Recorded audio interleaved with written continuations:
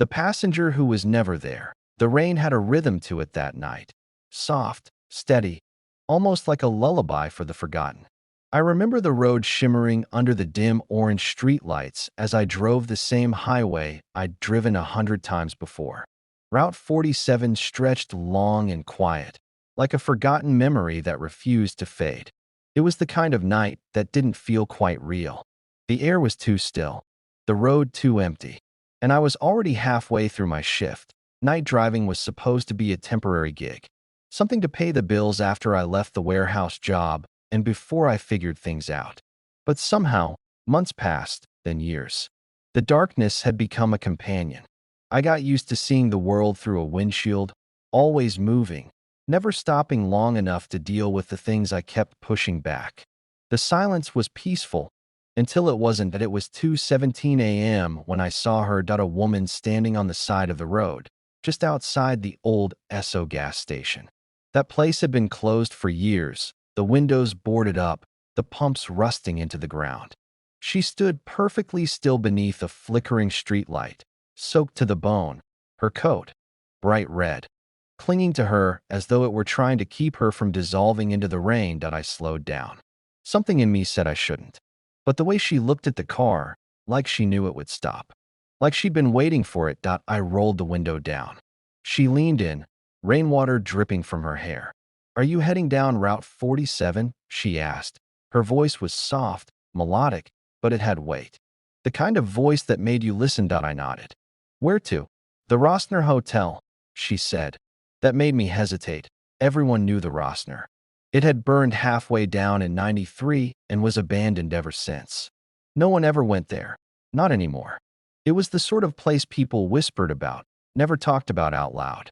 But before I could respond, she was already opening the door and slipping into the passenger seat, bringing the scent of rain and roses with her. She didn't speak at first, just looked out the window as the wipers thudded back and forth. I glanced at her now and then, her hands clasped tightly in her lap, her eyes focused far beyond the glass. "You sure that's where you want to go?" I asked. She nodded. "Just for tonight." So I drove. The road stretched ahead, lonely and unbending. The rain fell harder now, a curtain between the world and whatever waited beyond the windshield. My fingers tightened on the wheel. "Most people avoid the Rossner," I said finally, trying to make conversation. "Place gives people the creeps." "Places don't hold memories," she replied softly. "People do." It struck me as odd, but I let the silence return. She didn't seem like someone who spoke often. But when she did, her words stuck. Eventually, she asked me about my life, where I was from, what I had left behind. I don't know why I told her.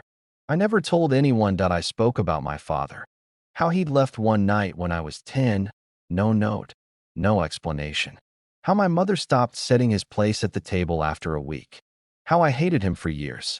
Then, how I started hating myself for still wondering why. She listened. Not the kind of listening where someone waits to speak. The kind where every word matters. She didn't interrupt, didn't blink, just let me unravel quietly as the miles ticked by. When I finally stopped talking, she turned to me and said, "Forgiveness isn't for the one who left. It's for the one still carrying the weight." The way she said it made my chest tighten. We drove in silence after that. The road narrowed as we got closer. Trees leaned in on both sides, their branches like arms trying to hold back anyone who dared to pass.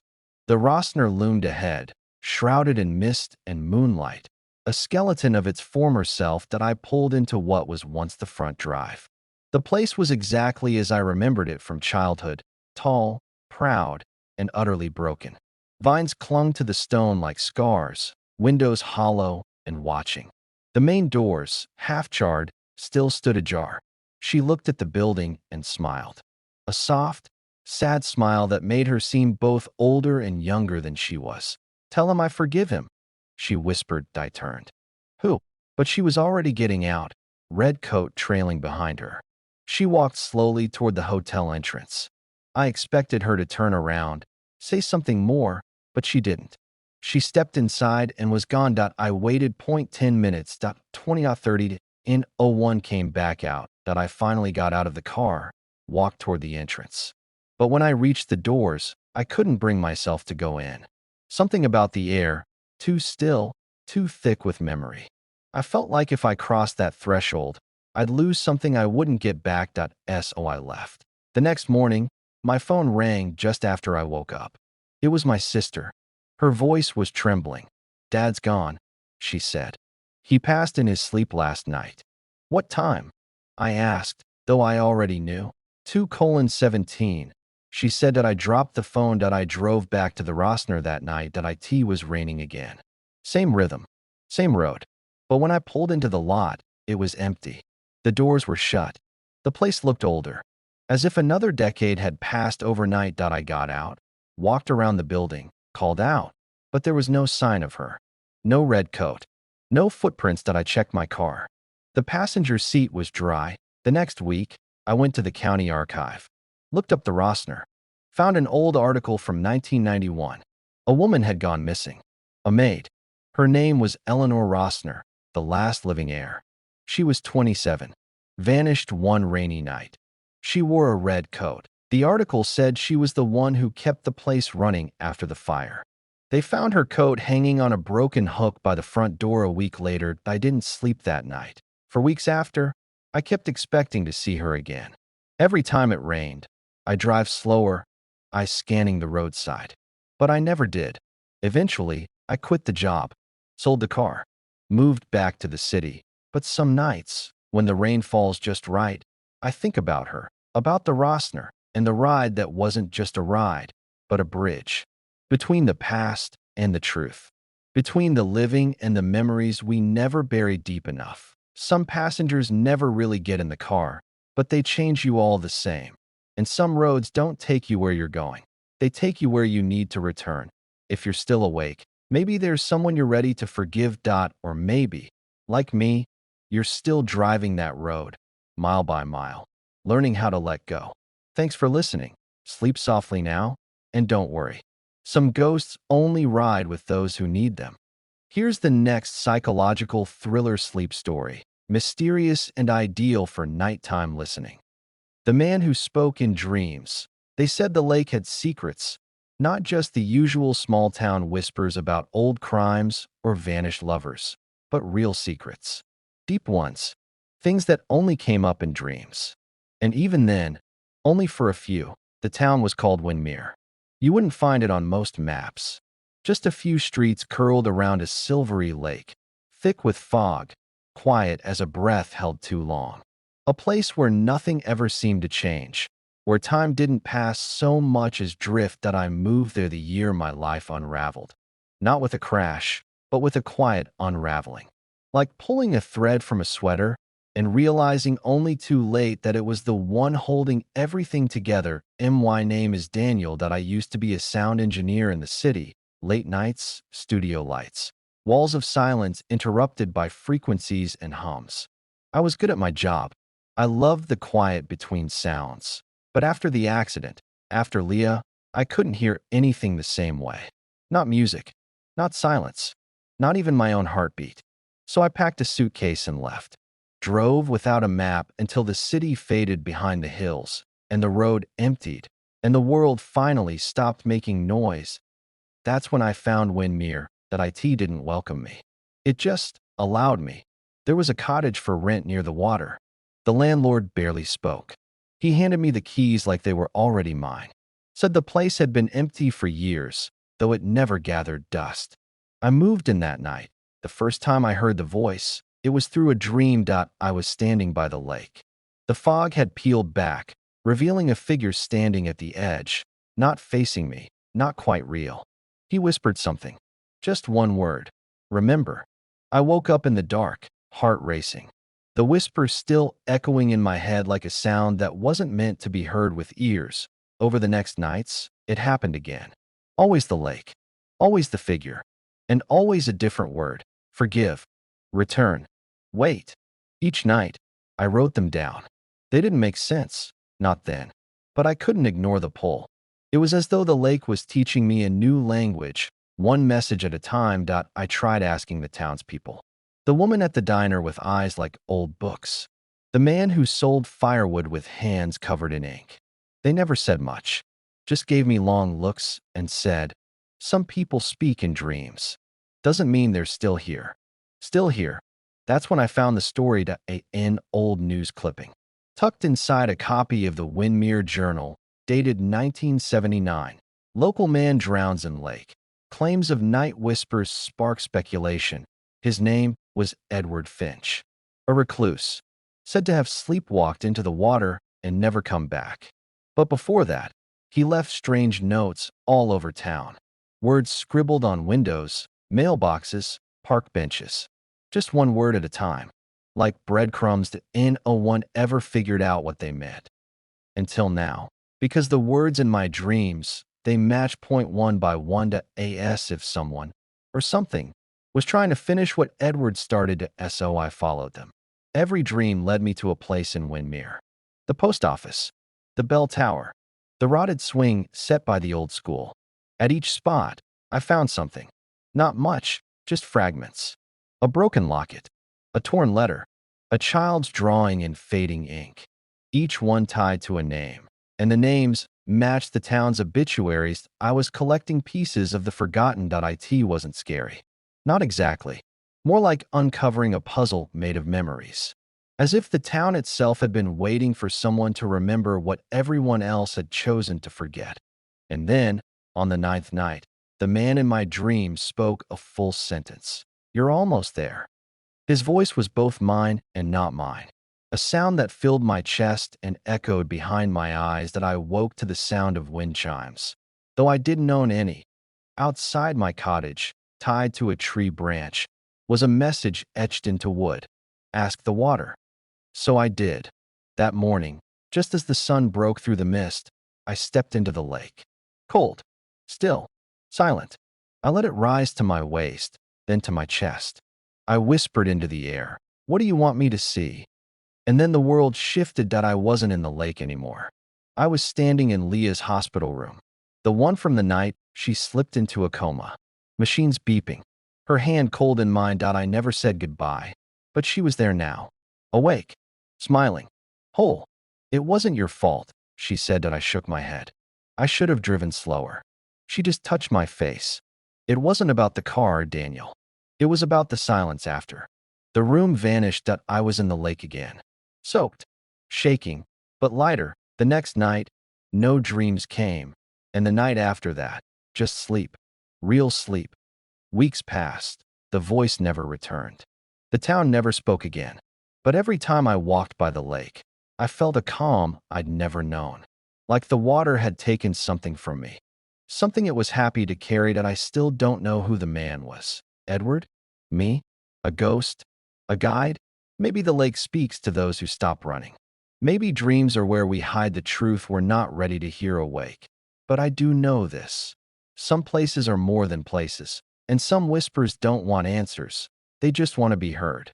If you're still listening, maybe you've heard your own dream voices too. Maybe you're just beginning to understand them. Sleep well now. Let the silence carry you. Let the lake keep your memories. And if a voice whispers your name tonight, don't be afraid. It might just be trying to help you come home. The library that borrowed time. I arrived in the town of Greystone at the beginning of autumn. The trees had just begun to burn gold and copper, and the air tasted faintly of ash and something older. I wasn't meant to stay, just passing through after selling off most of what I owned. I told myself it was just a stop. A night, maybe two. But Greystone had a way of holding on to people who carried too much silence inside them. I found a room in an old boarding house run by a woman named Marlene. She didn't ask questions, just handed me a brass key and said, "If you hear the bell at night, don't follow it." I thought she was joking. That first night, I heard it exactly 3:33 EMA chime. Faint, melodic, like a bell heard underwater. I opened my window. The streets below were empty. But in the distance, just beyond the edge of town, something glowed behind the fog. It looked like a building. Grand. Old. With windows like lanterns and a staircase that climbed out of nowhere. The next morning, I asked Marlene about it. She only said, "Some people carry memories like anchors. That place calls to them." I let it go, but the second night, I followed the sound that it led me beyond the hills, into the fog. There, just where the road curved and vanished into bramble, stood the library, tall, majestic, and silent as a held breath. The sign above the doors read, "The Greystone Library of Borrowed Time." I should have turned around, but something in me, some ache I hadn't named, pulled me forward. The doors opened without sound. Inside, it was endless.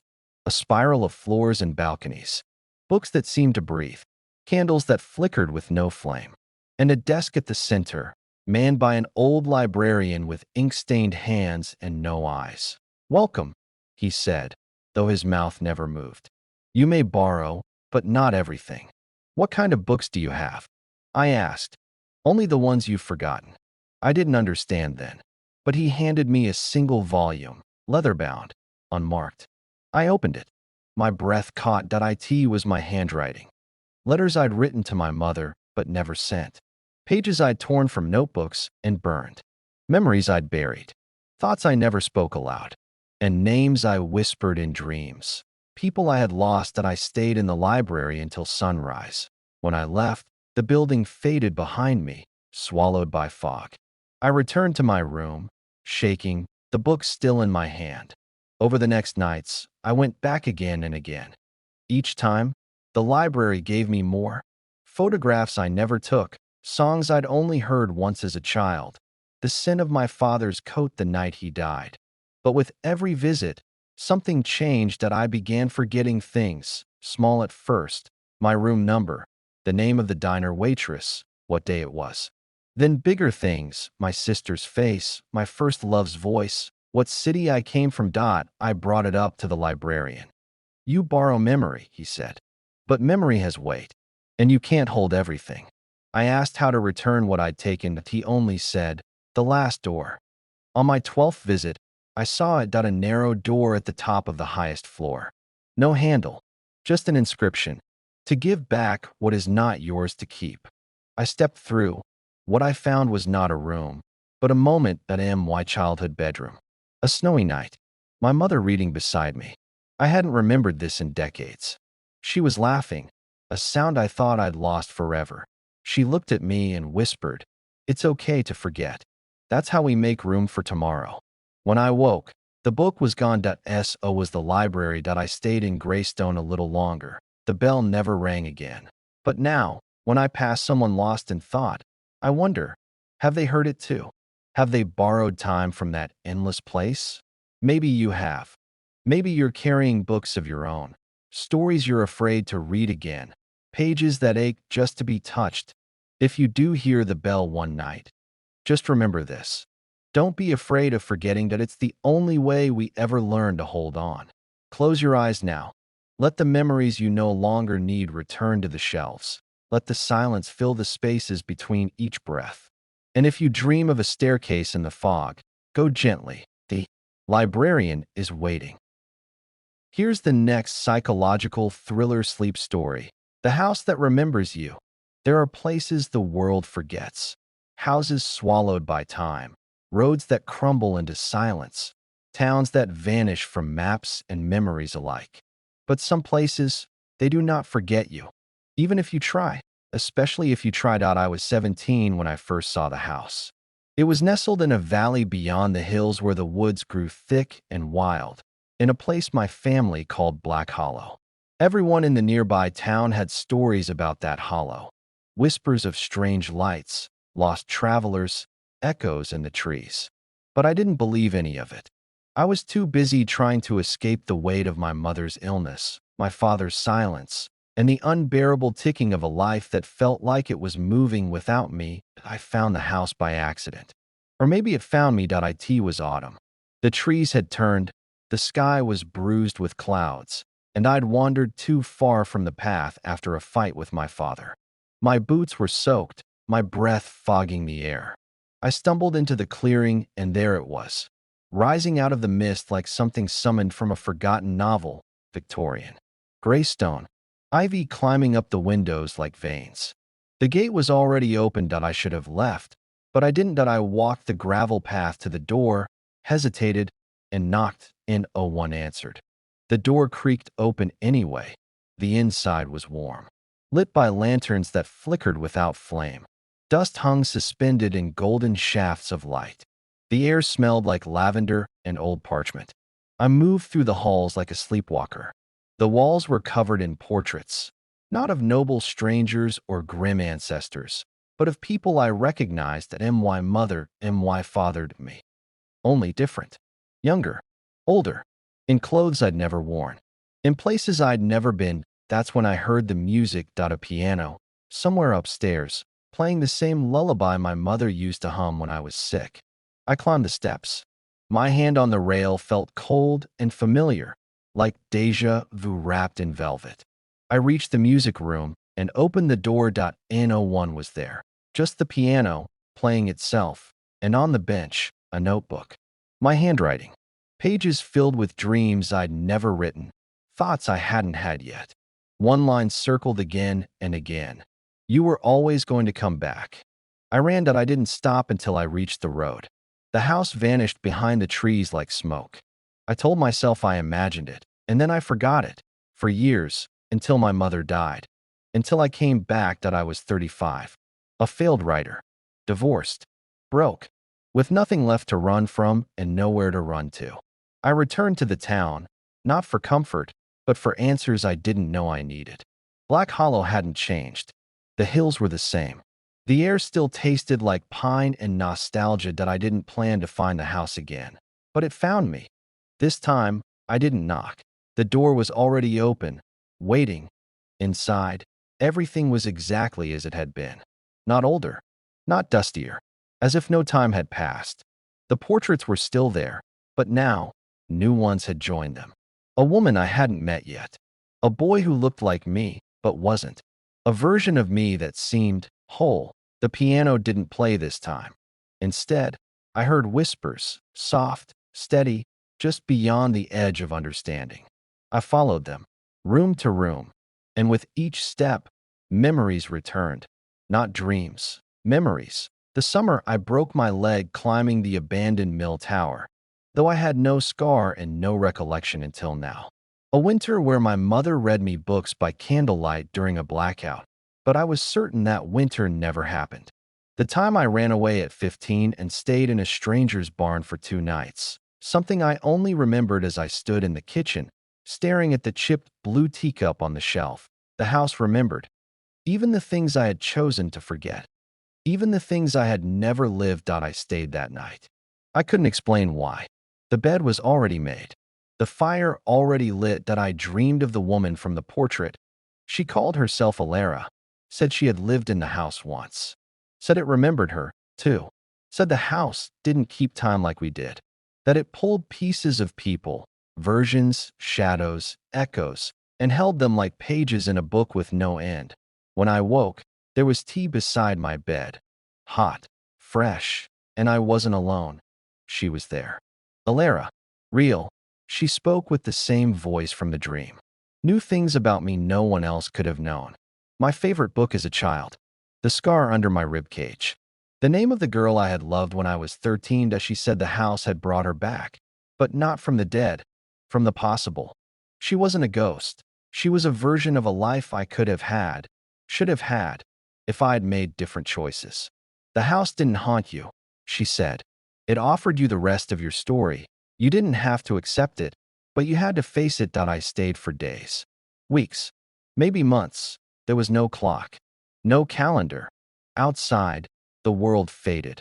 Inside, I met the other versions of myself. The painter. The teacher. The man who never left home. The boy who died young. The father I never became. The son I once was. Some of them were broken. Some were cruel. Some were free.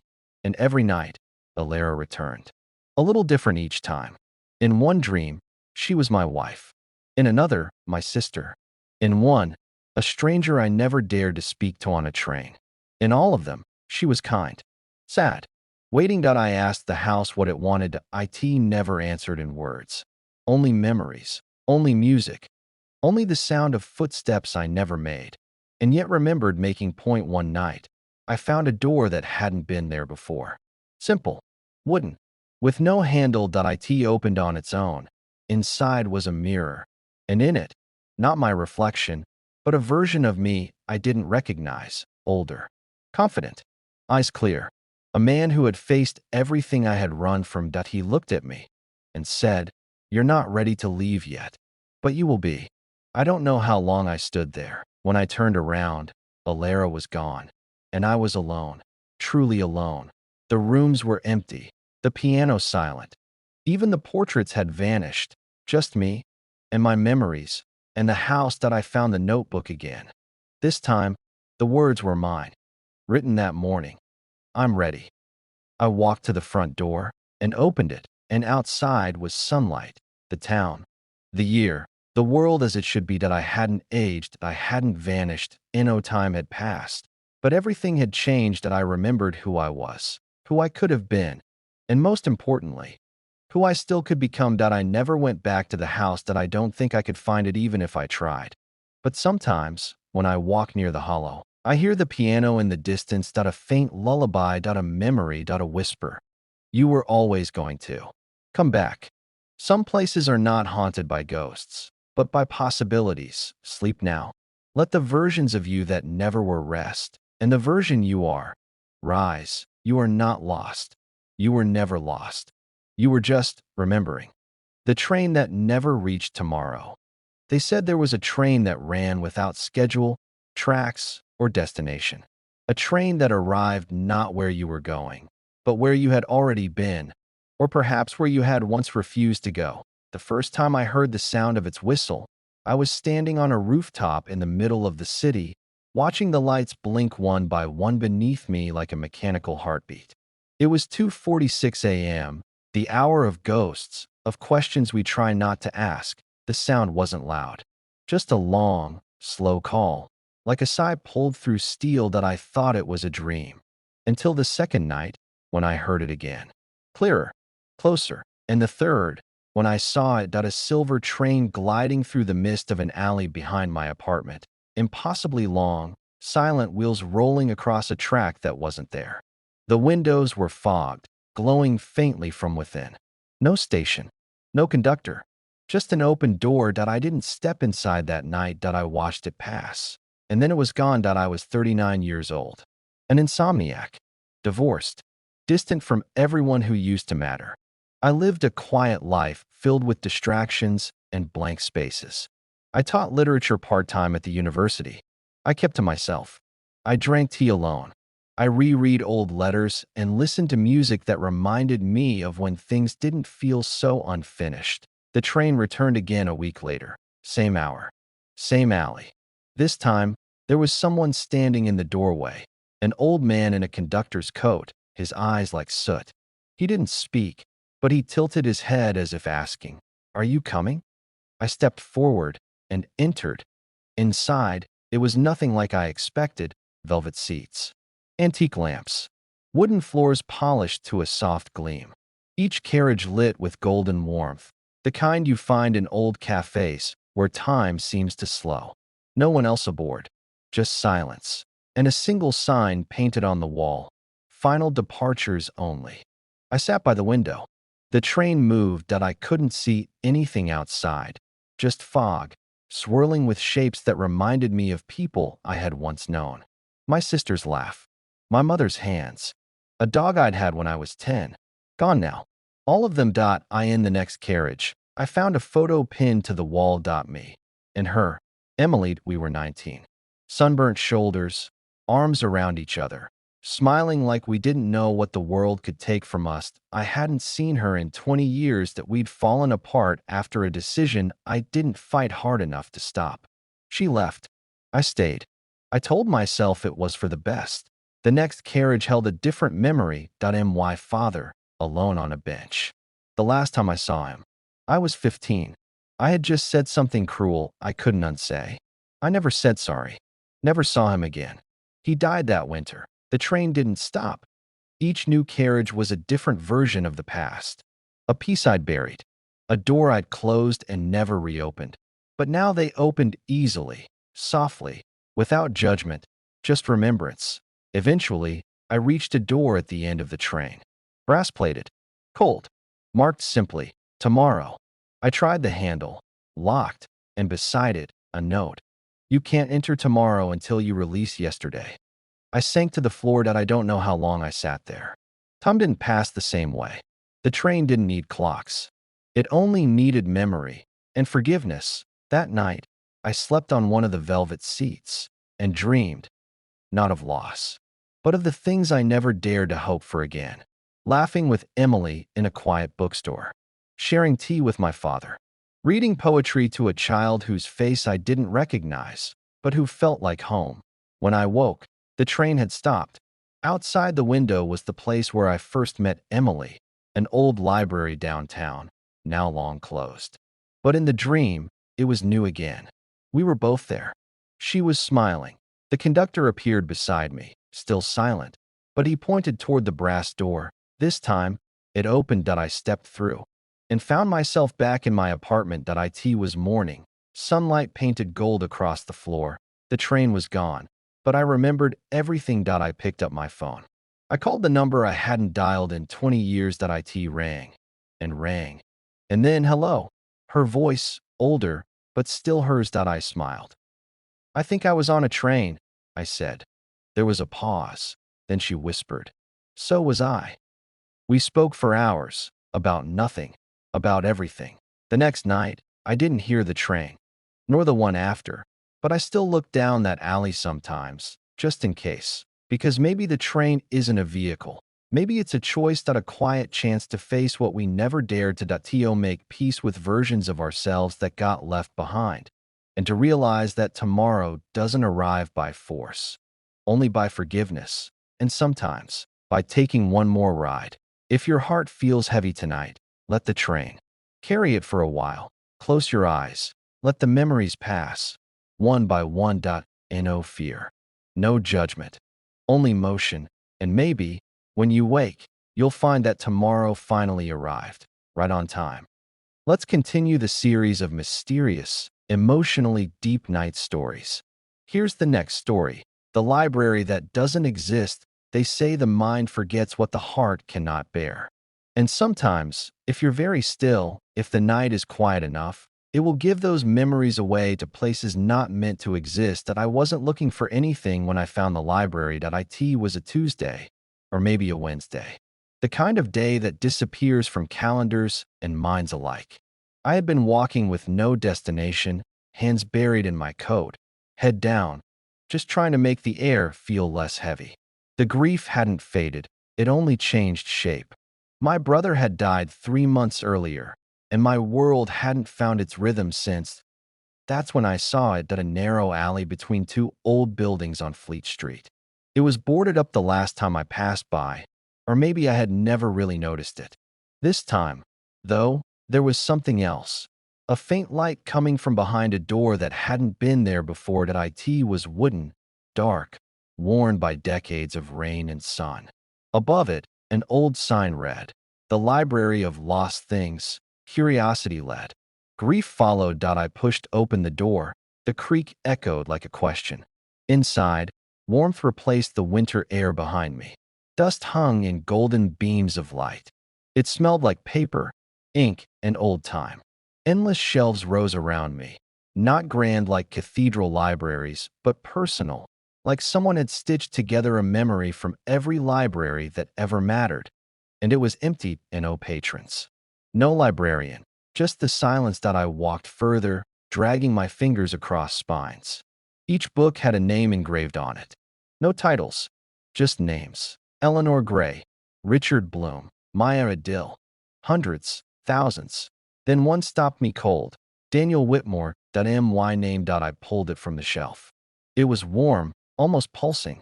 I opened it. The first page read, Memory 1. The lake. I turned it, and I was no longer in the library. Memory 1.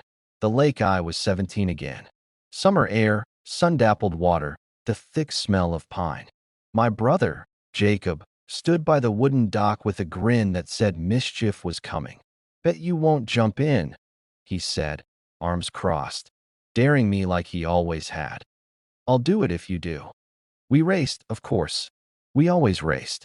And that day, I hit the water first. The sensation was vivid, cold, alive, real, but I wasn't 17. I was still in the library, except now, I could feel the lake water dripping down my arms. My shirt was soaked. My hands trembled. The book had closed. Memory, too. The hospital, I didn't open the book this time. It opened itself that I was sitting in a hard plastic chair in St. Mark's Oncology Ward. The sterile smell, the two white lights, the sound of beeping monitors. I remembered it all. Jacob was in the bed. Thin, pale, but his eyes still held that same fire. "Don't cry, Danny," he said. "It's just a story. Ours is just a story. It had a good beginning, didn't it?"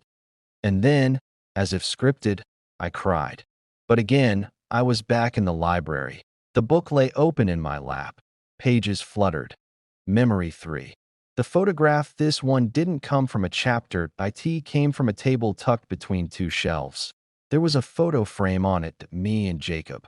Both of us covered in flour, laughing in a kitchen that no longer existed. That day, we baked Mom's birthday cake together. I burned the icing.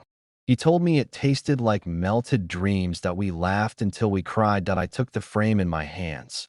The image blinked. Yes, blinked, like it remembered me too. The voice, I heard her before I saw her. A whisper. "You shouldn't stay too long." She emerged from a corridor I hadn't seen before, old, gentle. Her eyes held centuries. Her voice was neither warning nor welcome. "Why is my name here?" I asked. She didn't answer. "Why these memories?" She touched the book. "Because you forgot them." I didn't forget. I couldn't. You buried them. This place only exists when memories ache loud enough. Memory 4. The fight Jacob and I had fought once. Big. Ugly. I told him to grow up. He told me to leave. I did. That was 3 weeks before he told me about the diagnosis. 3 weeks lost.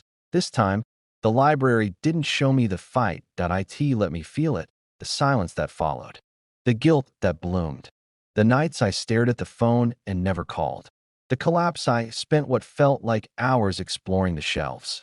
Some held books with names I knew. My mother, my childhood best friend, an old teacher. Others were strangers. Each name was a life. Each book, a memory. "You can read as many as you like," the woman said, "but you can only take one with you." I looked at mine. So many chapters, so many Jacobs I had forgotten. The time he dressed as a ghost and scared the neighbors. The night he stayed up talking to me after my first breakup. The letter he left behind. I hadn't read the letter, but now I had the page. The final page. I opened the last chapter. It was blank. The pen rested inside the spine. The woman placed her hand on my shoulder. "It's yours to write. But he's gone." "Yes, but the love isn't. And neither is the story." So I wrote. I wrote about the lake. I wrote about the cake. I wrote about the laughter and the pain and the silence and the storm. And then I closed the book. It glowed, like it had been waiting for that ending. Leaving the library, I tried to look back after the door closed. It was gone. The alley? Boarded up again. But the book? It remained in my hands. Its weight was real. Its warmth, comforting. Jacob was still gone. That didn't change, but now I had a piece of him. Something more than memory. Something truer. Epilogue. Sometimes, when the nights are quiet and grief creeps like ivy through the soul, I open the book. I read the lake. I read the laughter. I write a little more. And in those moments, I remember, the heart never forgets. It only waits for the library to open again. The room that waits. They say some rooms are built not with bricks, but with intentions. You don't walk into them, you arrive. No map leads you there. No door is found in the waking world. But when the world becomes too loud, too unbearable, too lost, the room waits. It had always waited. Elias knew loss intimately. It wore his face like a second skin. The last few years had chipped away at him bit by bit. His parents, his sister, the love he let slip through his fingers. And now, his small apartment echoed with silence as heavy as concrete. The only sound, the slow tick of a broken clock that never moved, but refused to stop ticking. Tonight, He sat alone on the worn couch, untouched dinner cooling on the table beside him. Outside, rain pattered softly against the window, as if knocking politely, asking to be let in. Sleep didn't come easily these days. When it did, it carried shadows. But tonight, something was different. As Elias drifted into a reluctant sleep, he dreamed of a hallway. Endless, colorless, lit by soft golden lamps that flickered without flame. And at the far end a door wooden, weathered, familiar, though he'd never seen it before. A brass handle shaped like a question mark that he reached for it and woke up. The next morning, Elias couldn't shake the image. The hallway, the door, the quiet. It lingered behind his eyes, like something half-remembered, almost forgotten. It wasn't the first time he'd seen it either. That door had appeared before, years ago, the night he'd lost his sister in that car crash. But he'd dismissed it then, buried it under grief. Now it had returned. That day, he wandered the city like a ghost. Old bookstores, empty cafes, the library no one visited anymore. He wasn't sure what he was looking for. Maybe a distraction. Maybe a sign that in the late afternoon, he passed a narrow alley he could have sworn had never been there. Between two crumbling brick buildings, shaded in ivy and shadows, it yawned like a forgotten secret, and at the end of it, a door, the same one that shouldn't have been real. But there it stood. He didn't question. He didn't hesitate. That he reached for the brass handle and stepped through. He was back in the hallway, exactly as in his dream, but now it smelled faintly of lavender and old paper. The walls whispered, not in voices, but in memory. Sounds of laughter, a child's giggle, a piano playing far away. He walked. The hallway seemed to stretch with him, folding space behind and ahead. There were paintings on the walls now, portraits of people with blurred faces, names he almost knew. Then, another door, this one green. It opened on its own. Inside was a room full of clocks. Every wall, every surface, ticking, but none told the right time. In the center of the room sat a child, no older than 8, building a sandcastle on the wooden floor. The child looked up. "You left me here." Elias's breath caught. He recognized the eyes, his own. "You promised we'd never forget," the child whispered. I didn't know," Elias said, his voice cracking. "You were supposed to grow up with me, but you buried me." Tears welled up. This wasn't real, but it was. "Can I take you home now?" Elias asked. The child smiled faintly, then crumbled into sand. The castle collapsed. A clock struck 13. The room vanished. Next, he found himself in a garden. Night above, stars twinkling like memory. The trees whispered names. There, sitting on a bench, was a woman. Her back was to him. Her hair fell in soft waves. "Familiar, Lena," he breathed. She turned. It was her, just as she'd looked the day they'd parted. The last day, the day he couldn't tell her what he felt. "I waited," she said. "But you never spoke." "I was afraid," he admitted. "You thought silence would protect you. But silence is a decision, too." She touched his cheek. "You've carried so much grief, Elias. But this place doesn't punish. It remembers. So you don't have to carry it alone." Then she faded, not in sadness, but in release, and the garden wept with him. Room after room, memory after memory, his father's laughter, his mother's lullabies, his sister's drawing on the fridge. Each room gave a piece back. Each room let him say goodbye, until there was only one door left, black. He touched it and found himself in a mirrorless room. Only his voice, only his soul. He spoke to it. All the things he'd never said aloud. "I forgive myself." The words echoed. The walls shifted. Light poured in. And the room let go. Elias woke up in his apartment. But something had changed. The broken clock ticked once and moved. The silence no longer pressed against his chest. It hummed with softness. The rain had stopped. Sunlight peeked through the curtains. And on his desk, an envelope he hadn't placed. Inside, a note. "The room waits for those who remember." You remembered. Now live. He smiled. He breathed. And for the first time in years, he stepped outside. And maybe that's how it ends. Or maybe how it begins. The room waits for no one, yet welcomes anyone who dares to remember what they've forgotten. If you made it to the end of this story, maybe there's a room waiting for you too. Somewhere in the quiet corners of your thoughts. Somewhere behind the silence. Thank you for spending your night here.